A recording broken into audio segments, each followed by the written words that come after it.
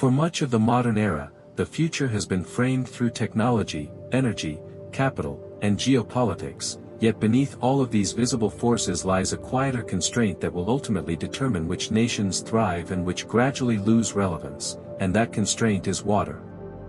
Not because water is disappearing in absolute terms, but because the ability to control, distribute, purify, recycle, and secure it at scale is becoming more complex, more fragile, and more decisive than any other foundational resource in modern civilization.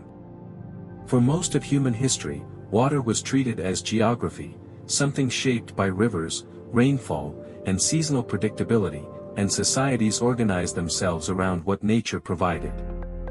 That worldview no longer holds.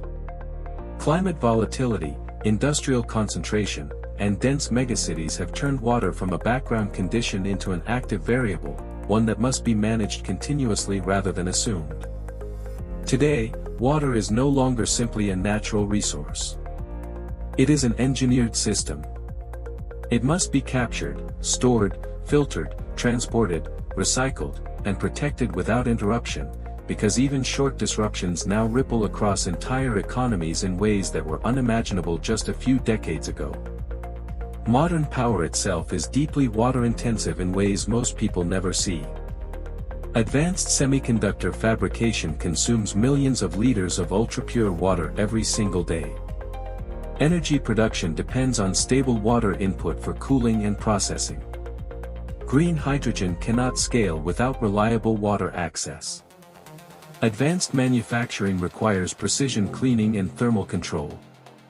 Even the data centers that underpin the digital economy are increasingly constrained by water availability. In this context, water continuity becomes inseparable from industrial continuity. And industrial continuity is inseparable from national sovereignty. A country that cannot guarantee reliable water systems ultimately cannot guarantee its economic independence, technological competitiveness, or long-term stability. What makes water uniquely dangerous as a strategic vulnerability is that failure rarely arrives as a dramatic event. Instead, it emerges quietly. Through rising production costs. Through declining efficiency. Through agriculture under stress and supply chains that begin to hesitate. By the time water becomes a visible political issue, the structural damage is often already locked in. Some nations recognize this reality earlier than others. China stands out, not because of ideology or environmental rhetoric, but because of systems-level pragmatism. It acknowledged that most of its population, industry, and economic output are concentrated in water-scarce regions, and instead of relocating industry, it chose to re-engineer water itself. Through massive interbasin transfer projects, large reservoirs, automated control systems, aggressive industrial recycling, and long-term planning that directly links water availability to industrial development, China reframed water from a natural limitation into a controllable variable. This approach was not driven by sustainability branding. It was driven by long-term state capacity and risk management. In contrast, much of the Western world still treats water primarily as a local public utility, fragmented across municipalities, governed by short political cycles, and assumed to be available on demand.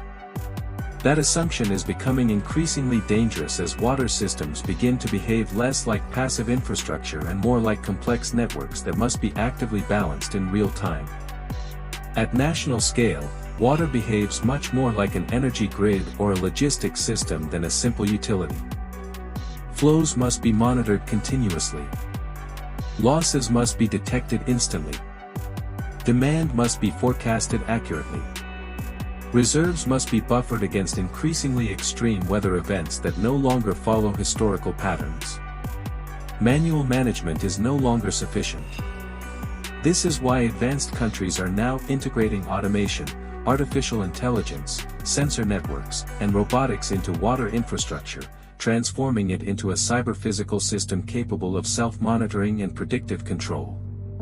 Robotic inspection reduces the risk of catastrophic failure in aging infrastructure. AI-driven models anticipate shortages before they occur. Automated valves and pumping systems respond faster than human operators. Real-time contamination detection prevents local issues from cascading into national crises. Water management shifts from reactive maintenance to proactive control. This transformation also carries geopolitical consequences. Unlike oil, gas, or data, water cannot be shipped freely across oceans. Power remains tied to geography. Upstream control becomes leverage. Infrastructure quietly reshapes regional influence through access, timing, and flow rates rather than open conflict. As scarcity increases, water agreements begin to matter as much as trade agreements. Future tensions may be avoided or provoked not through military action, but through decisions about who receives water, when they receive it, and under what conditions. Food security is inseparable from water security. Modern agriculture depends on precision irrigation, soil analytics, and stable supply rather than rainfall luck. Urban stability depends on uninterrupted water pressure not only for consumption, but for sanitation, cooling, firefighting, and public health. When water systems weaken, cities do not collapse overnight. They degrade slowly. Productivity declines. Healthcare costs rise. Inequality widens. Migration increases. Social stability erodes quietly, until the consequences become visible and difficult to reverse. Climate change accelerates all of these pressures by increasing variability rather than simply reducing supply, forcing nations to manage droughts and floods at the same time. This raises the importance of intelligent storage, flexible distribution, and real-time decision-making. The defining divide of the 21st century will therefore not be ideological or even technological, but structural. It will separate nations that treat water as a strategic system worthy of long-term investment from those that continue to rely on historical abundance and outdated assumptions. In the decades ahead, the most powerful countries will not necessarily be those with the most advanced weapons, the fastest networks, or the largest economies. They will be the ones that can guarantee clean, reliable, intelligently managed water under any conditions. Because when water fails, every other system follows.